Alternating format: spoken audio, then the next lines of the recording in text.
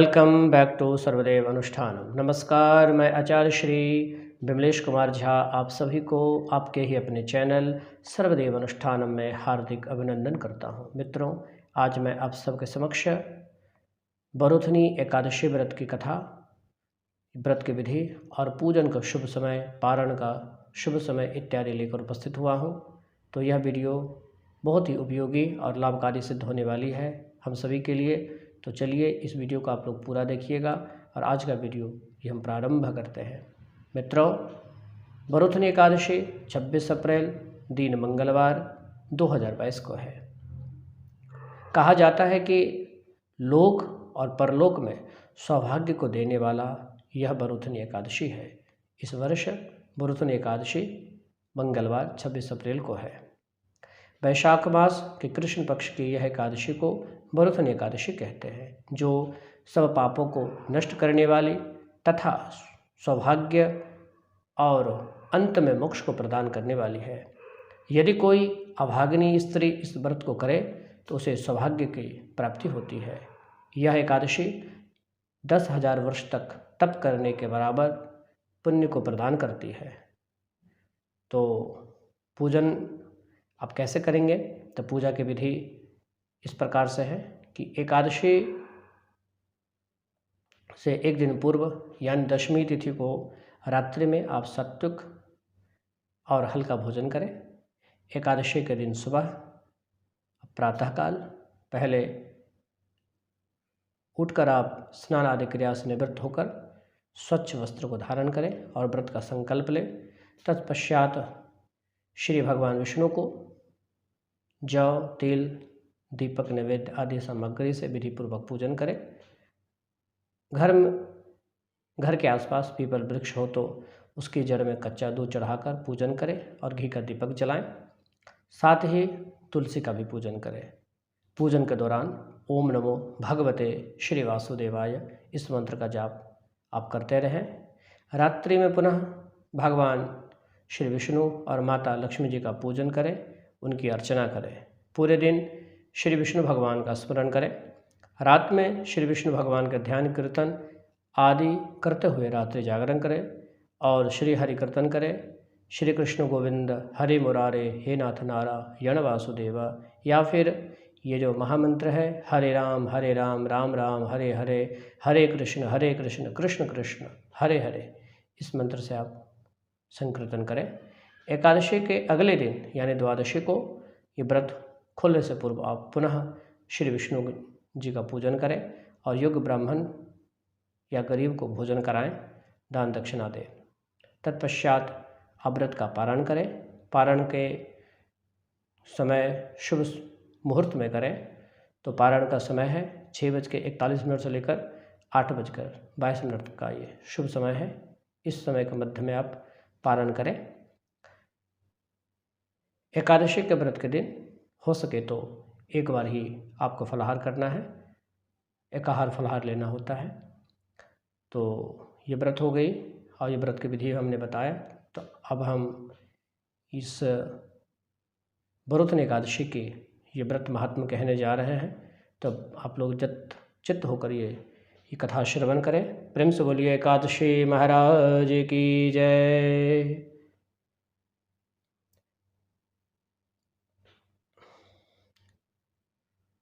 प्राचीन काल में नर्मदा नदी के तट पर मानधाता नामक राजा राज्य करता था। वह अत्यंत दानशील तथा तपस्वी था। एक दिन जब वह जंगल में तपस्या कर रहा था, तभी न जाने कहाँ से एक जंगली भालू आया और राजा का पैर को चबाने लगा। राजा पूर्वत अपनी तपस्या में लीन रहा। कुछ देर के पश्चात पैर चबाते चबाते भालू राजा को घसीट कर जंगल के पास ले गया। राजा बहुत घबराया, मगर तापस धर्म के अनुकूल उसने क्रोध और हिंसा न करके भगवान विष्णु से प्रार्थना करी और करुण भाव से भगवान विष्णु को पुकारा।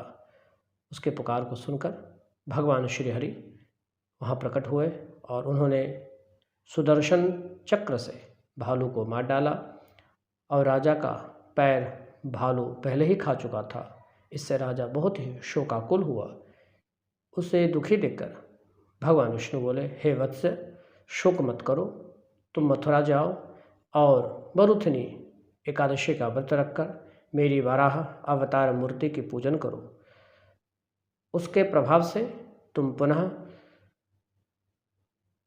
संपूर्ण अंगों वाले हो जाओगे, तुम पुनः सुदृढ़ हो जाओगे। इस भालू ने जो तुम्हें काटा है यह तुम्हारे पूर्व जन्म का अपराध था। भगवान की आज्ञा मानकर राजा मंधाता ने मथुरा में जाकर श्रद्धापूर्वक बरुथनी एकादशी का व्रत किया और बरुथनी एकादशी के व्रत के प्रभाव से राजा शीघ्र ही पुनः सुंदर और संपूर्ण अंगों वाला हो गया। जो भी व्यक्ति भय से पीड़ित है उसे बरुथनी एकादशी का व्रत रखकर भगवान विष्णु का स्मरण करना चाहिए। इसी बरुथनी एकादशी के प्रभाव से राजा मंधाता स्वर्गलोक को गए। इस एकादशी के व्रत करने से समस्त पापों का नाश होकर मोक्ष मिलता है। बरुथनी एकादशी का महत्व क्या है? तो महत्व इस प्रकार से है कि मान्यता है कि बरुथनी एकादशी का फल 10,000 वर्ष तक तप करने के बराबर फल मिलता है। कुरुक्षेत्र में सूर्य ग्रहण के समय एक मन स्वर्ण दान करने से जो फल मिलता है वही फल बरुथनी एकादशी का व्रत करने से प्राप्त होता है। बरुथनी एकादशी के व्रत को करने से मनुष्य इस लोक में सुख भोग कर परलोक में स्वर्ग को प्राप्त होता है। शास्त्रों में कहा गया है कि हाथी का दान घोड़े के दान से श्रेष्ठ है और हाथी के दान से भूमि का दान, अब भूमि के दान से ये तिलों का दान, और तिलों के दान से स्वर्ण का दान, और स्वर्ण के दान से अन्न का दान श्रेष्ठ है। अन्न दान के बराबर कोई दान नहीं है और अन्न दान से देवता, पितर और मनुष्य तीनों तृप्त हो जाते हैं। शास्त्रों में इसको कन्यादान के बराबर माना जाता है। बरुथनी एकादशी के व्रत से अन्नदान तथा कन्यादान दोनों के बराबर फल प्राप्त होता है। जो मनुष्य लोभ के वश में होकर कन्या का धन को ये ग्रहण करते हैं वे प्रलय काल तक नरक में वास करते हैं या उनको अगले जन्म में बिलाव का जन्म लेना पड़ता है। जो मनुष्य प्रेम एवं धन सहित कन्या का दान करते हैं उनके पुण्य को चित्रगुप्त भी लिखने में असमर्थ हैं, उनको कन्यादान का फल प्राप्त होता है। इसी एकादशी के प्रभाव से राजा मंधाता स्वर्गलोक गए और मानता है कि जो मनुष्य विधिवत इस एकादशी का व्रत करते हैं उनको स्वर्गलोक की प्राप्ति होती है। इसका फल गंगा स्नान के फल से भी अधिक है। इस व्रत के महात्म को पढ़ने से 1000 गोदान का फल प्राप्त होता है। अतः मनुष्य को धर्म कर्म करते हुए जीवन व्यतीत करना चाहिए और पाप कर्मों से दूर रहना चाहिए तथा पापों से डरना चाहिए। तो इस प्रकार से यह बरुथनी एकादशी का व्रत कथा या और व्रत का जो महत्व है संपूर्ण हुआ। प्रेम से बोलिए एकादशी महाराज की जय। हरे राम राम राम हरे हरे, हरे कृष्णा कृष्णा कृष्णा हरे हरे, हरे राम